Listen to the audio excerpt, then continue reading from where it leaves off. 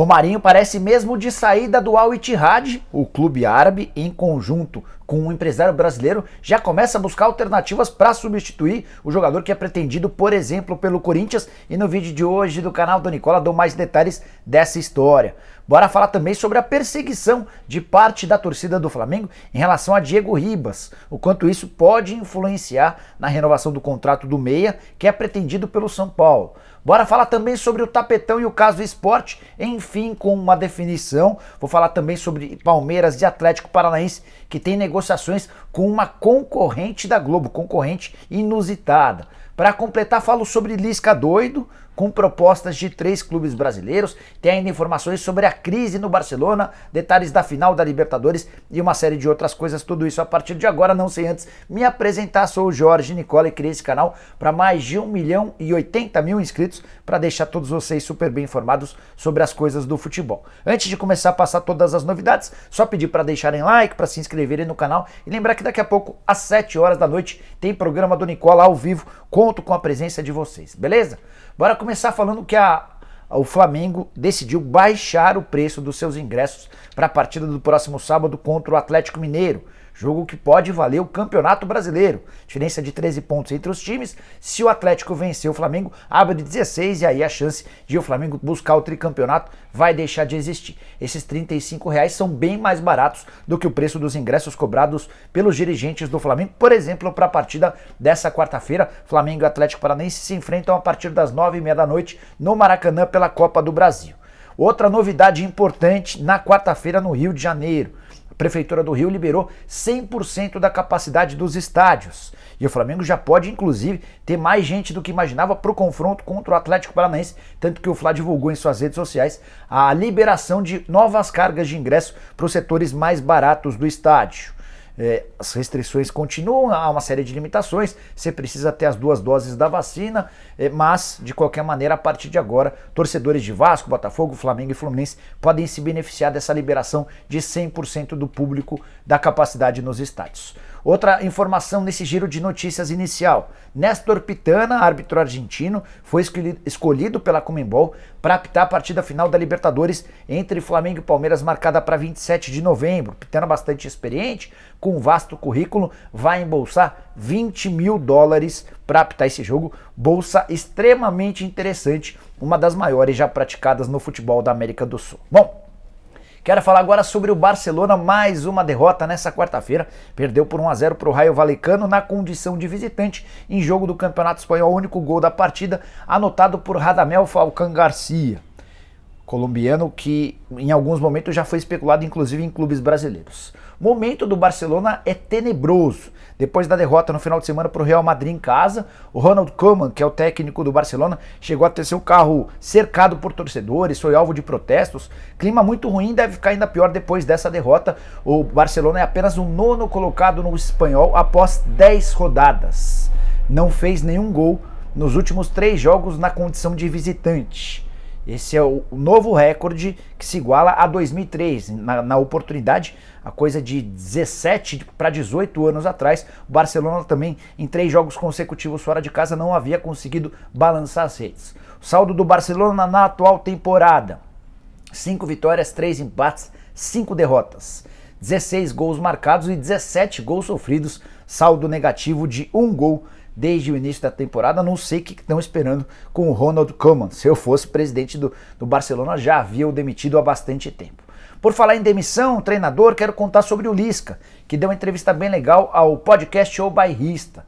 Nesse contato, ele admitiu que teve, ao longo dessa temporada, propostas do Náutico, do Sport e do Bahia, mas entendeu que não é hora mais de apagar incêndio. Essa foi a expressão que ele usou. Ele não quer ser visto mais como um técnico bombeiro, quer ser contratado para iniciar um trabalho, até por isso acabou recusando a proposta dos 3 clubes nordestinos. Nesse mesmo papo, o Lisca admitiu que tem um carinho especial pelo Náutico e também pelo Diógenes Braga, que é hoje o homem forte do futebol do Náutico e que, de acordo com o Lisca, deve se tornar, num futuro não tão distante, o presidente do clube. O Lisca admitiu o carinho pelo Náutico e afirmou que vai voltar ao clube num futuro não tão distante, mas numa condição para transformar o Náutico num clube top do futebol brasileiro. Você gosta do Lisca? Usa o espaço para comentários para dizer o que você pensa a respeito do treinador, se ele caberia no seu time do coração. Quero falar agora sobre o esporte e uma ótima notícia para o torcedor do Leão. Acho que é uma boa notícia também para o Campeonato Brasileiro. Há semanas a gente vinha debatendo sobre a possibilidade de o Sport perder até 17 pontos no tapetão por causa da utilização irregular do Pedro Henrique. Zagueiro que pertence ao Internacional, foi emprestado para o Sport. Ele esteve em quatro partidas do Sport e ainda foi para o banco de reservas num quinto jogo. Como ele já havia atuado 5 vezes pelo Inter e havia tomado 2 cartões amarelos no banco pelo Inter, havia discussão se ele havia completado os 7 jogos que o impediriam de se mudar para outro clube.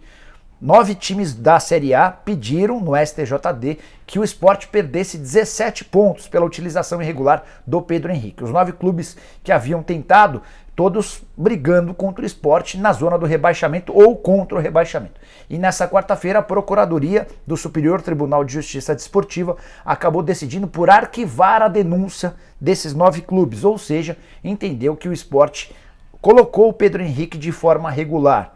A alegação do STJD é de que o regulamento específico da competição prevalece, ele se sobrepõe ao regulamento geral das competições. Esse último regulamento é que tratava ou colocava o fato de o Pedro Henrique, nas 2 partidas em que esteve no banco e tomou cartão amarelo, para o regulamento geral, essas 2 partidas em que ele toma o cartão, apesar de não ter entrado em campo, elas deveriam contabilizar, ou seja, ele teria 7 jogos quando se mudou para o Sport. Já o regulamento específico fala que só conta com partida utilizada quando o cara sai do banco de reservas ou quando ele inicia a partida como titular. Então, no final das contas, o Sport não corre mais o risco de perder os 17 pontos e se coloca assim na briga real para fugir do rebaixamento. Hoje o Sport é o antepenúltimo colocado, o 18º, com 27 pontos, só atrás do Santos. Ele está à frente do Grêmio e da Chapecoense. Esses 4 hoje seriam os times rebaixados para a Série B do Campeonato Brasileiro.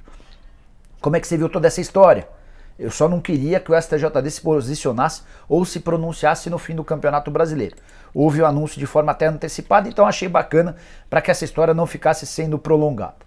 Bora falar sobre Palmeiras e Atlético Paranaense, informação bem legal que o Danilo Lavieri, jornalista do UOL, trouxe nessa quarta-feira. A gente já até trouxe o Danilo para bater um papo com a gente. Ele contou que o Palmeiras e o Atlético Paranaense, que ainda não tem um acordo com o Sport TV em relação aos direitos de transmissão do Campeonato Brasileiro em TV fechada para 2022, que esses clubes encontraram outras alternativas e nesse momento negociam com 2 casas de apostas.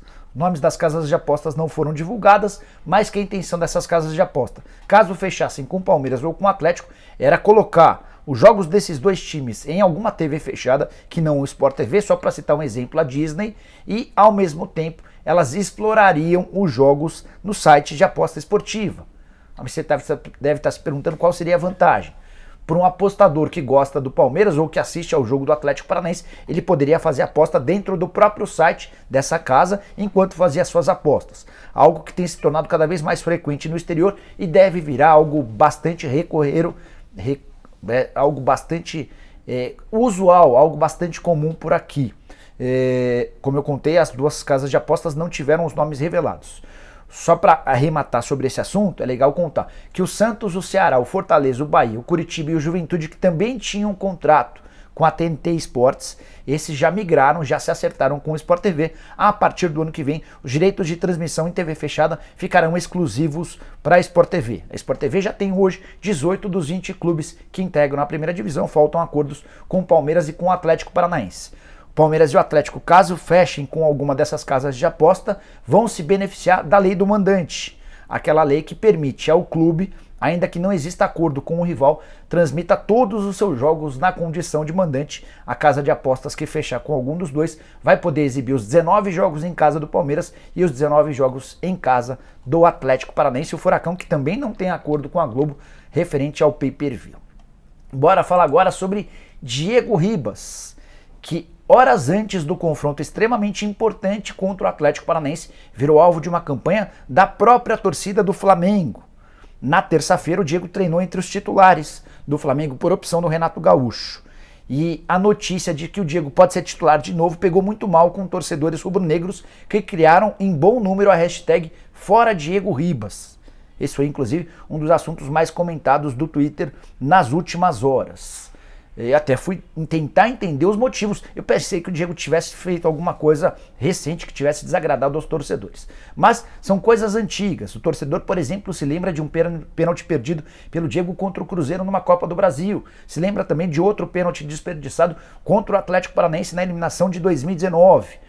Faz menção ou citação de que o Diego era a referência daquele time do Eduardo Bandeira de Melo que não conquistava títulos. Enfim, os caras pegaram uma série de coisas antigas para dizer que o Diego não interessa, não serve mais para o Flamengo. E tudo isso acontece em meio à negociação para a prorrogação do contrato do Diego com o Flamengo. Já existe um acordo verbal entre as partes para a extensão do vínculo que termina em dezembro de 21. Esse vínculo seria estendido até dezembro de 2022. Em paralelo a isso, contei para vocês que o Rogério Ceni pediu a contratação do Diego Ribas no São Paulo. Então estou imaginando o cenário. Antes do confronto contra o Atlético Paranaense, já existe essa enorme rejeição de parte da torcida em relação ao Diego. Imagina se o Flamengo acaba eliminado ou o Diego faz uma péssima partida. Aí provavelmente o clima vai ficar insustentável e isso poderia facilitar a saída do Diego Ribas do Flamengo e a contratação dele pelo São Paulo. Você gostaria de ter o Diego Ribas no seu clube do coração? Use o espaço para comentários e deixe a sua opinião, beleza? Bora fechar o vídeo falando a respeito de Romarinho, atacante de 30 anos de idade, vai completar 31 em dezembro, tá no Al Ittihad, quarta temporada com a camisa do time saudita. Fase espetacular como de costume. Os números dele, desde a chegada ao Al Ittihad, sempre muito bons. Na atual temporada, por exemplo, ele tinha 7 jogos, 7 gols e 2 assistências. Absolutamente decisivo. Só que o contrato dele com o Al Ittihad termina na metade do ano que vem. E eu recebi a resposta ou a informação de um representante brasileiro próximo ao Al Ittihad que o clube saudita já busca um substituto para o Romarinho de olho em 2022. Esse cara só não soube me precisar se essa busca por um substituto se dá porque o Romarinho não quer continuar ou porque o Al Ittihad entende que o ciclo do brasileiro já se encerrou. A notícia interessa, é muito boa para, por exemplo, o Corinthians, que nunca escondeu a vontade de contar com o retorno do Romarinho. Mas não pode servir apenas para o Corinthians. Qualquer clube brasileiro interessado no Romarinho pode apresentar uma proposta e tentar sua contratação. Por lá, o Romarinho tem salário astronômico, ganha muito dinheiro, até por conta de todos os serviços prestados. Para voltar ao Brasil, ele certamente sabe que vai precisar abrir mão de bastante dinheiro, mas seria uma alternativa das mais interessantes. Ouvi desse representante brasileiro que tem bom trânsito com o pessoal do Al Ittihad que alguns nomes têm sido ventilados por lá. Soteldo, ex-jogador do Santos, atualmente no Toronto FC, é um dos nomes. O Savarino, meio atacante venezuelano que vive ótima fase com a camisa do Atlético Mineiro, seria outra alternativa. Essa é uma preocupação do torcedor do Galo. Não perder um jogador que, se não é titular, é uma ótima opção para o banco de reservas. Fez grandes jogos até na condição de titular ao longo dessa temporada. Outro nome que agrada aos dirigentes do Al Ittihad é do Adailton, atacante brasileiro que já passou por vários clubes daqui, mas está há bastante tempo fora, atualmente joga no FC Tóquio. Então, eram essas as notícias que eu queria contar para vocês envolvendo o Romarinho, a possibilidade dele deixar o Al Ittihad e voltar ao futebol brasileiro. Espero que vocês tenham curtido o vídeo e deixem like por aqui. Quem ainda não se inscreveu vai apertar esse botãozinho vermelho de inscreva-se. A gente se encontra daqui a pouquinho, a partir das 7 da noite, no programa do Nicola. Abraço, tchau, tchau!